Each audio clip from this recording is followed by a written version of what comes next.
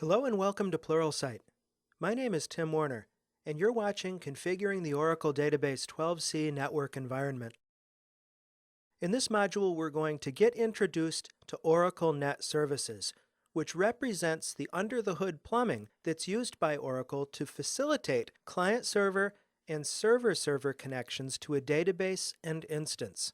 By the end of this module, you'll know not only the architectural underpinnings of Oracle Net Services, but more importantly, you'll understand how to use the tools to manage the Oracle network. We're going to finish this module with a brief discussion and demo on the Oracle client software. Under which specific circumstances is it even required that you install Oracle client software? If you do need to install it, how do you obtain the binaries?